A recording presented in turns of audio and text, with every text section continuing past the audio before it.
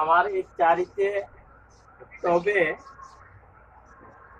শাপলা ফুল, লাল শাপলা ফুল গাছ লাগানো। এটা একটু পানি দিয়ে রাখছি, পানি যদি লড়াচড়া না করি তাহলে এই মশায় ডিম পারবে। এই জন্য আমি ডেইলি এসে সকালে করি কি এরকম ভাবে পানি নড়াচড়া করে দিই, যাতে মশায় ডিম না পারে। অনেকে বলতে পারে যে ছাদে চারিতে গাছ লাগানো ঠিক না, মশায় ডিম পারবে। আর এইভাবে আমি ডেইলি পানিটাকে নাড়াচাড়া করে দিই, তাহলে মশায় ডিম পারে। পানিও পরিষ্কার থেকে পানিটা ফেনা ফেনা হয় না, মশায় ডিম পারে।